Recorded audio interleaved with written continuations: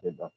ఓం వందే గురుపదద్వంద్వం అవాంగ్మానస గోచరం రక్త శుక్ల ప్రభామిశ్రం అసత్యం త్రైపురం మహా బ్రహ్మాస్త కుండికాహస్తాం శుద్ధజ్యోతి స్వరూపిణీం సర్వతత్వమయీం వందే గాయత్రీం వేదమాతరం. నమస్తే భువనేశాని నమస్తే ప్రణవాత్మికే సర్వ వేదాంత సంసిద్ధే హ్రీంకారమూర్తయే అగ్రబిందు పరికల్పితానాం మధ్య బిందు యుగలస్తనద్వయీం పార్శ్వబిందు రచనా గుణస్పదాం నవమితే పరశివే పరాం కళాం కామేశ్వరీం పరాం మీరేకాదిహాది స్వరూపిణీం మాతృకావర్ణలిప్తాంగీం మహాశ్రీ చక్ర మధ్యగాం ఓం మహాత్రిపుర సుందరీం ఓం ఓం ఓం హ్రీం హ్రీం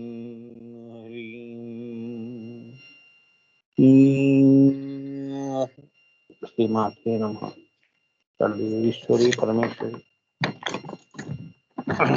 ఓం ఓం ఓం ఓం హ్రీం ఓం ఓం హ్రీం ఓం ఓం ఓం ఓం అఖండాత్మ పరచిద్గణ నిసర్గదత్త ఓం నిసర్గాత్మ పరచిద్ఘన అఖండదత్త ఓం పరానంద చిన్మయ ఘన బ్రహ్మదత్త ఓం విరాట్ స్వరాట్ సామ్రాట్ ఘన విష్ణుదత్త ఓం సర్గస్థితి లయానంత త్రిపురదత్త ఓం సార్వత్రిక చక్రేశ్వరి సదాఖ్య శ్రీ లలిత ఓం నిరంజన నిర్వికల్ప నిష్ఠుల ఘన నిత్యదత్త ఓం మాయాంతరాత్మ మాయా ఘన మోక్షదత్త ఓం మృత్యోర్మృత్యు మృత్యుంజయ మిహిరదత్త ఓం పూర్ణ బ్రహ్మ పరచితి ఘన జ్ఞానదత్త ఓం విశ్వరూప చక్షుర్గణ విజయదత్త ఓం దత్తోహం సోహం శివోహం శ్రీమాత్రే నమః.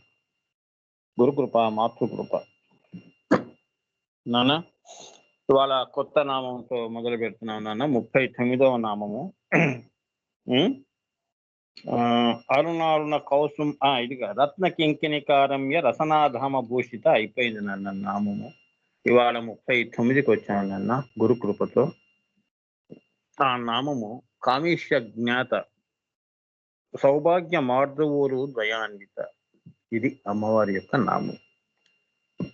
కామేశ జ్ఞాత సౌభాగ్య మార్దవోరు ద్వయాన్విత. ఇది నామం. ఓం ఐం హ్రీం శ్రీం కామేశ జ్ఞాత సౌభాగ్య మార్దవోరు ద్వయాన్వితాయై నమో. ఇది నామం మంత్రంగా చెప్తే. ఇది ఫస్ట్ ఈ నామం యొక్క అర్థం ఏమిటి? గురుగారు మంత్రం చదివారు, కామేశ జ్ఞాత సౌభాగ్య మార్దవోరు ద్వయాన్విత అంటే ఏమన్నా ఐడియా ఉందా మనకి? దీని వెనక ఉన్న అర్థం తాత్పర్యం ఏమర్థం అవుతోంది మనకి? పారాయణంలో చదువుకుంటూ వెళ్ళిపోతున్నాం. ఈ కామేశ జ్ఞాత సౌభాగ్య మార్దవోరు ద్వయాన్విత ఏమీ అర్థం కావట్లేదు, కానీ నామం అయితే చదివేస్తాం. మళ్ళీ 40-41కి వెళ్ళిపోతున్నాం. కానీ అర్థం తెలియాలి కదా నాన్న. అదే అంతర్గత రహస్యం. ఆ రహస్యం తెలియకుండా మనం మంత్రం చదివామనుకో ఏమ్మా పఠనమే అవుతుంది. ఏమ్మా పఠనం చదవటం తప్ప కానీ అనుభూతి అనేది ఉండదు. అనుభూతి లేని జీవితం ఎందుకు? అమ్మవారు జీవితం ఇస్తుంది, కానీ అనుభూతి కూడా దానికి తోడుగా ఉంటే ఏమా అదే మాధుర్యం అవుతుంది. అంతే కదా, జీవితం మాధుర్యం అవుతుంది. సో ఏదైనా కూడా అక్షరం కానీ మనసు కానీ హృదయం కానీ ఏదైనా కూడా బంధం కానీ ఏదైనా కూడా దాని స్వానుభూతి వచ్చినప్పుడే దాని మాధుర్యం తెలుస్తుంది. అంతేగా. చక్కెర తింటున్నాం అంటే తీయదనం అనే మాధుర్యం రావాలి కదా. రానప్పుడు ఏంటి, ఏదో పలుకులు నవ్వులుతున్నట్టు ఉంటుంది. అవునా? చెరుకు గడలో చెరుకు రసం దాగి ఉన్నట్టు అది మాధుర్యం. ఈ నామములో రసం ఏమిటి? దీని అర్థం ఏమిటా? అర్థం సామాన్యులకి ఎలా సామాన్య అర్థం ఏమిటి, తర్వాత మంత్రశాస్త్రంగా అర్థం ఏమిటి స్వామి? ఇప్పుడు దాని గురించి మనం చర్చించుకుంటాం అమ్మా. కామేశ్వరునికి మాత్రమే తెలియనట్టి సౌభాగ్య సౌందర్య విలసితమైన ఉరుద్వయము కలది అని సామాన్య అర్థం నాన్న. ఈ ఉరువులు పరాపర సంజ్ఞ కలవి. ఒకటి పర, మరొకటి అపరా. ఇంత చక్కగా చెప్పారు. కామేశ్వరునికి మాత్రమే తెలియనట్టి సౌభాగ్యము, సౌందర్యము. సామాన్య అర్థంలో ఉరువులు అంటే థైస్, అంతే కదా, తొడలు. దాని గురించి తెలియనట్టి సౌభాగ్యము. సౌభాగ్యము అంటే ఇంత సృష్టి ఆ విశ్వయోని నుంచి వస్తోందంటే ఇదంతా సౌభాగ్యమే కదా. మరి ఇది ఇది ఎవరికి హక్కు ఉంది? ఈశ్వరునికి మాత్రమే తెలియనట్టి, తన భర్తకే తెలియదు. సౌభాగ్య సౌందర్య విలసితమైన ఉరుద్వయము. ఆ ఉరుద్వయము అంటే తొడలు. ఈ రెండు కూడా దేనికి సంకేతము? ఒకటి పరా, ఇంకొకటి అపరా. ఒకటి శ్రీచక్రము, ఒకటి బిందువు పైన ఒకటి, అది పరా. ఏమా ఈ రెండిటి యొక్క అంటే సంకల్పము, కార్యము రెండు కలిస్తే వచ్చిన సృష్టి ఆ ఉరుద్వయము నుంచి అర్థం చేసుకోవాలి. అంతేగా, అంటే యోని నుంచి బిడ్డ పుట్టడం అన్నమాట ఉరుద్వయము. అలా సామాన్యంగా మనం ఎంతో అంతో ఊహించుకొని మనం అర్థం చేసుకుంటాం. ఏమా ఇది అర్థం నాన్న. అంటే ఏంటంటే విశ్వయోని నుంచి, బిందువు నుంచి, శ్రీచక్రం నుంచి ఒకటి రెండు ఉరుద్వయములు. అంటే ఒక ఉరుద్వయం ఏమో పర, అంటే ఒకటి సంకల్పము, ఈశ్వర సంకల్పము. ఒకటేమో ఇంకొక థై, అంటే ఏంటంటే ఇది ఉరువు. దేనికి సంకేతం అంటే అపరకి. ఒకటి పర, అపర. ఒకటి సంకల్పము, ఒకటి కార్యము. అలా అన్నమాట. ఈ ద్వయములు కలది. ఆ సౌభాగ్యం ఆయన ఈశ్వరునికి తప్ప ఇంకెవరికి తెలియదు. అదనమాట రహస్యం. సంకల్పము తానే, కార్యము మళ్ళీ ఆయన్నే. ఏమో ఒకే వ్యక్తిలో జరుగుతున్నా. నేను ఒకటి చెప్పాను చూడండి, వానపాము అని.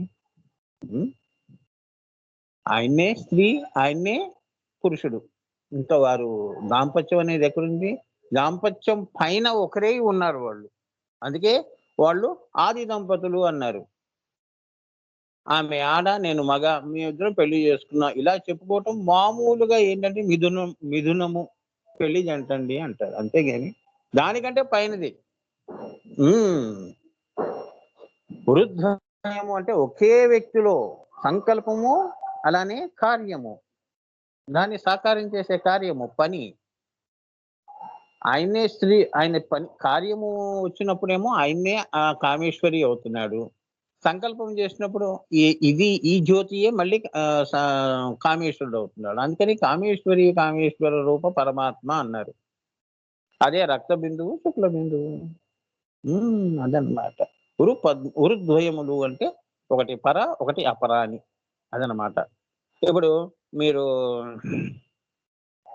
శ్వేతార్క గణపతి ఉన్నాడుగా, శ్వేతార్క గణపతి దేనికి కరెక్ట్ సంకేతం? ఎవరి పూజా మందిరాల్లో శ్వేతార్క గణపతి ఉంటాడమ్మా, అంటే అది మొక్క దొరకటం చాలా కష్టం. నేను ఫోటో ఇవాళ తీసి పంపిస్తాను. పరపర్లో మన గ్రూప్ లో చూడండి. 2 చేతులు పైన ఉంటాయి, ఇంకో 2 చేతులు కిందకి చూపిస్తూ ఉంటుంది. అదొక చెట్టు బెరడు. ఓకే, అదే శ్వేతార్క గణపతి. అది మన పరంపరలో ఉందమ్మా. బయట కూడా దొరుకుతాయి, కానీ చాలా కాస్ట్. అది వెరీ కాస్ట్లీ. వెరీ కాస్ట్లీ, దొరకడం కూడా కష్టమే. అది ఎక్కడో హిమాలయాస్ నుంచి వచ్చింది మన పరంపరకి. గురు పరంపర వాళ్ళు పంపిస్తే మన దగ్గర అన్ని rarest of the rare pieces ఉంటాయి అన్న. అది నేను మీకు చూడండి, దర్శనం చేసుకోండి. శ్వేతార్క అంటే ఏంటంటే ఒకటి పర, ఒక 2 చేతులు, అంటే వినాయకుడు తొండంలా ఉంటుంది. ఆయన 2 ఒక చెయ్యి పైన చూపిస్తుంటుంది, ఒక చెయ్యి కింద చూపిస్తుంటుంది. అదనమాట. చతుర్బాహులు 2 బ్రాంచెస్ ఇలా పైన ఆకాశం వైపు చూపిస్తుంది. ఒకటి పర అవుతుంది, అదొక ఉరువు. కిందది ఒకటి చూపిస్తుంది, అదొక ఇంకొక అపర, అంటే ఈ సృష్టి అని. నేనే ఈ సృష్టి అన్నట్టుగా. అంటే మన యొక్క కింద నుంచి మనం పైకి వెళ్ళటం అన్నమాట. నీ యొక్క ప్రస్థానము, నీ యొక్క అనంత యాత్ర, ఈ యొక్క స్థూలము నుంచి సూక్ష్మతమములోకి వెళ్ళటము అనేది సంజ్ఞగా చూపిస్తుంది. అది శ్వేతార్క గణపతి బెరడు. అదనమాట. అది సామాన్య అర్థం. ఇంతవరకు మీకు సామాన్యంగా అర్థమైపోయింది కదా. ఇప్పుడు ఒక్కొక్కటి తీసుకొని తెలుసుకుందాం నాన్న. అని తెలియాలి కదా నాన్న. ఒక్కొక్క నామం. కామేశ జ్ఞాత అంటే ఏంటి స్వామి? ఫస్ట్ నామమే కామేశ ఈశా జ్ఞాత. ఈశా జ్ఞాత నామంలో ఏంటి? కామేశ జ్ఞాత, ఈశుడి యొక్క జ్ఞాత. జ్ఞాత, జ్ఞేయము, జ్ఞానము అంటాం కదా. తెలిసిన వాడు జ్ఞాత అంటే ఈశా జ్ఞాత. ఆయనకే తెలియాలి ఆయన యొక్క అమ్మవారి కామేశ్వరి రూప అమ్మవారి గురించి. ఈశ్వరునిచే తెలియబడినది అని అర్థం. అది ఏంటి అంటే తాను ఉన్నాను అన్న పరా అహంత లక్షణము. ఆ పరాహంతయే రక్తబిందువు. ఈ రక్తబిందువు అనేది ఏదైతే ఉందో, కార్యము ఏదైతే ఉందో, ఇది కామేశ్వరి ఆయన సంకల్పమే కార్యము రూపాంతరము చెందినప్పుడు మెటమార్ఫసిస్ అంటారు నాన్న. లార్వల్ స్టేజ్ నుంచి, ఎగ్ నుంచి లార్వల్ స్టేజ్ నుంచి బటర్ఫ్లై ఎలా వస్తుంది? దాని జీవిత చరిత్ర మనం చదువుకున్నాం కదా సైన్స్ లో. అట్లా ఆయన సంకల్పమే కార్యమైనప్పుడు తాను ఉన్నాను అన్నది ఆ ఈశ్వరుడికే తెలుసు, ఇంకోటికి తెలియదు. మనకెట్లా తెలుస్తుందమ్మా? ఆవిడ నుంచి మనం వచ్చాం కదా. ఎందుకంటే సంకల్పము ఆయన్నే, కార్యము ఆయన్నే. ఇప్పుడు నువ్వు ఉన్నావు, ఏదో సంకల్పం చేసావు, అది నువ్వే. కార్యం కూడా నువ్వే చేసావు. అది మూడో వారికి ఎలా తెలుస్తుంది? రెండో వారికి చెప్పండి. ఈ సృష్టి మొదట్లో ఆయన్నే ఉన్నాడు కాబట్టి అది ఆయనకే తెలియాలి. ఆయన సంకల్పం ఏంటో తెలియాలి, కార్యం ఏంటో తెలియాలి. ఎందుకు సంకల్పం చేశాడు సృష్టి అనేది ఆయనకే తెలుసు. ఈ రక్త బిందువు ఎందుకు వచ్చింది బయటికి? తెలుపుగా ఉన్నవాడు ఎరుపు ఎందుకు అయ్యాడు? దేనికోసం అయ్యాడు? అది ఆ ఈశ్వరుడికే తెలుసు. తాను ఎందుకు స్త్రీగా మారాడు? అర్ధనారీశ్వర తత్వం. అర్థమైందా? 0 became 1. ఈ రెండు కలిపితే 2. అవునా? 0, 1 2 అయినాయి కదమ్మా. ఇప్పుడు నీలో కూడా ఒకటి చైతన్యం, ఒకటి ఘన పదార్థం, జడ పదార్థము. జడ పదార్థమేమో ఈశ్వరుడు, అందులో చైతన్యం రావటం 2.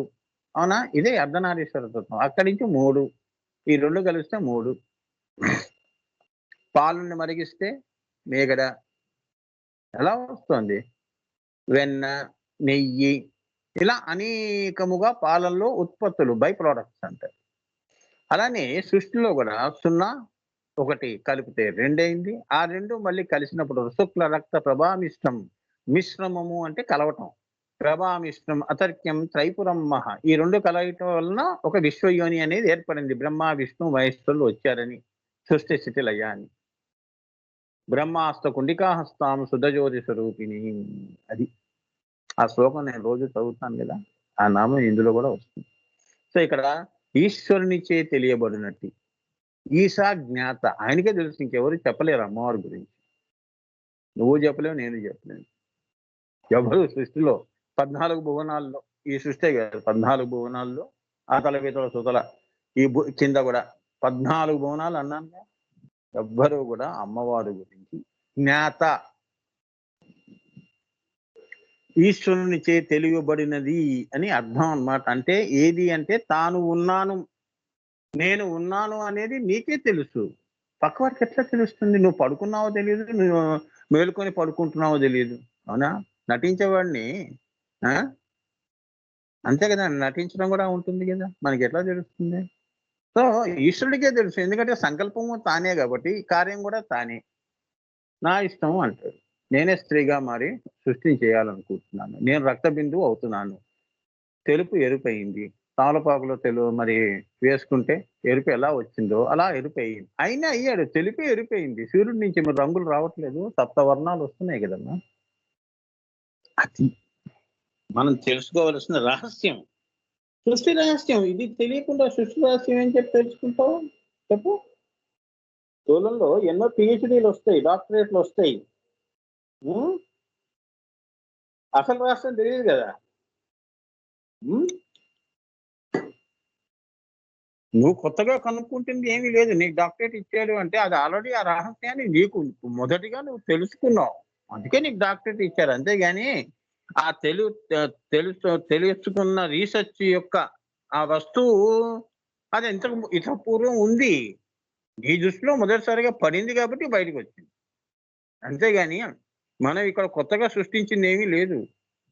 అది ఈశాజ్ఞాత, ఆయనకే తెలియాలి. మరి సృష్టి ఏమవుతుంది, ఎందుకు ఎరిపోయాడు అంటే ఏం చేయబోతున్నాడో ఎరిపోయి ఎరుకయి ఏం ఏం చేయాలనుకుంటున్నాడు ఆయన, అది ఆయనకే తెలుసు, ఎవరికి తెలుసు.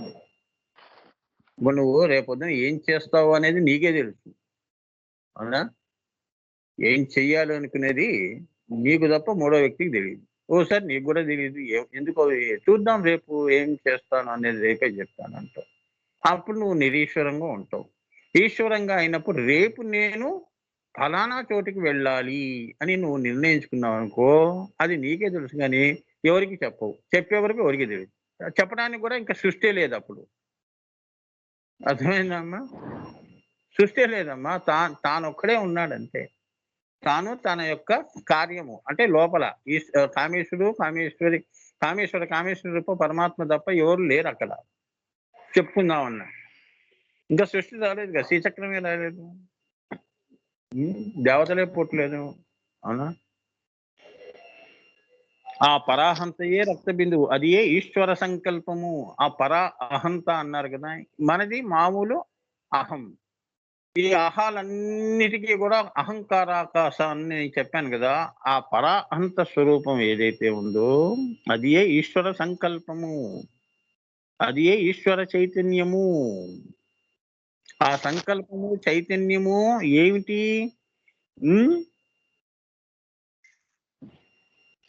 అది ఈశ్వర చైతన్యం కాబట్టి ఈశా జ్ఞాత అంటే ఈశ్వరునికి ఈమెకు తెలిసినట్లు మరొకరికి తెలియదు. మన ఎవరికి తెలియదు, వాళ్ళిద్దరికే తెలుసు వాళ్ళు ఏం చేయబోతున్నారో, వాళ్ళ సంకల్పం ఏంటో, వారి యొక్క కృత్యం ఏంటో, కార్యము. వారిద్దరికి తప్ప మూడో వ్యక్తికి తెలియదు అని. ఈమె గురించి ఈశ్వరునికి తెలిసినట్లు మరొకరికి తెలియదు. ఇప్పుడు మనం అంటాం కదా భక్తిలో, అమ్మవారు ఇలా ఉంటుంది, అమ్మవారి మనసులో ఇది ఉంది, నువ్వు అనుకున్నంత మాత్రాన అమ్మవారు ఎవరు కూడా తెలుసుకోలేనట్టు. అది ఈశ్వరుడికి తప్ప ఎవరికి తెలియదు. అదే ఈశ్వర రహస్యం, చిదంబర రహస్యం. అందుకే ఆయన చిదంబరుడు అయ్యాడు. తన గురించి తానే చెప్పుకోవాల్సిందే గాని ఒకరు చెప్పేది కాదు ఇది అని. ఏమన్నా? అందుకే మనం ఏంటంటే, ఆయన అహంకారాకాశంలో అమ్మవారు హ్రీం బీజం అయినప్పుడు తన దగ్గర ఆ సంకల్పాలకి సంబంధించిన వస్తువులన్నీ పెట్టుకుని కూర్చుంది. అది మనం వేదములు దీని ద్వారా అమ్మ దగ్గర ఏ వస్తువులు ఉన్నాయో అవి చూసి దర్శనం చేసుకుని వేదయుక్తం చేసి ఉపనిషత్తుల్లో, ఇతిహాసాల్లో, పురాణాల్లో మనం ఇంకొకరికి చెప్పడం జరిగింది కానీ అమ్మా. అందుకే ఆల్రెడీ ఉన్నదాన్ని మనం తెలుసుకున్నాం, అంతేగాని లేనిది మనమేం సృష్టించట్లేదు ఇక్కడ. అది కేవలం ఈశాజ్ఞాత, ఆయన తప్ప ఇంకెవరు చేయలేరు అని. అందుకే ఈమెకి తెలిసినట్లు మరెవరికి తెలియదు. ఈ కామేశ్వరి అనే అమ్మవారు తన భర్త గురించి తెలిసినట్లు ఇంకెవరు చెప్పలేరు. అలానే తన భార్య గురించి, అమ్మవారి గురించి ఈశ్వరుడు తప్ప ఎవరు చెప్పలేరు.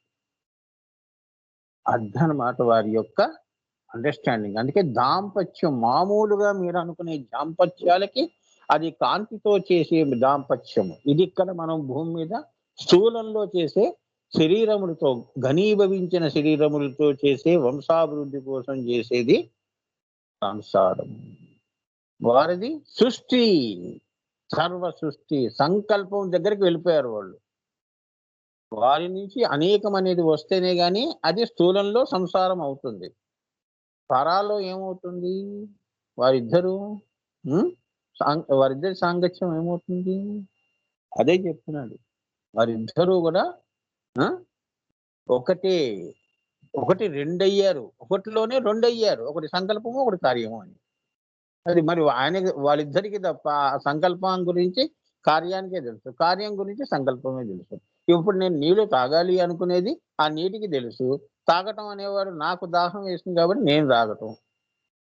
అది నాకు ఆ వస్తువుకి తప్ప ఇంకెవరికి తెలియదని ఈ రెండు కూడా తనలోనే పెట్టుకున్నాడు. ఈశాజ్ఞాత అంటే వారిద్దరి అక్కడ దాంపత్యం ఉన్నట్లు భాషిస్తోంది కానీ సృష్టి కోసము నిజంగా అయితే అక్కడ రెండు లేదు, సున్నానే ఉంది. అదే పరా. అందుకే అమ్మవారు అన్నిటికీ అతీతము, లలిత. ఆమె ఏది అంటదు. అమ్మ తన నుంచి సంకల్పం వస్తుంది, ఆ సంకల్పాన్ని మళ్ళీ పరాలోనే కలిపేసుకుంటుంది. ఒకటి పోయి సున్నాలో కలిసిపోతే ఏముంది? ఒకటి ఎక్కడికి వెళ్ళిందమ్మా అంటే సున్నాలో కలిసిపోయింది గురువు గారు అంటారు. అదే త్రిబాత్ విభూది ఊర్ధ్వం దివి అన్నారు. అదనమాట. ఈమె గురించి ఈశ్వరునికి తెలిసినట్లు మరొకరికి తెలియదమ్మా. ఆ పరస్పర ఈక్షణమే ఈశాజ్ఞాత.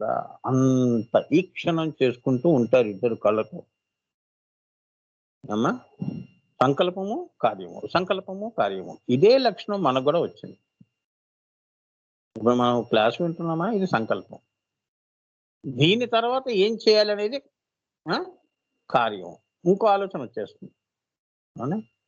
ఎప్పుడు నిరంతరంగా కూడా మన మనసు ఎప్పుడు కూడా సంకల్ప కార్యాల్లోనే వెళ్ళిపోతూ ఉంటుంది. ఇదే మాయ, మహామాయ అంటే ఈశ్వరుడు కూడా తప్పలేదు మాయ. అవునా? ఎంత ఆలోచన చేసాడు ఆయన ఇంత సృష్టి చేయాలంటే. మనం ఈ సృష్టిలో పుట్టి ఈ సృష్టి గురించి ఎన్ని ఆలోచనలు చేస్తున్నాం.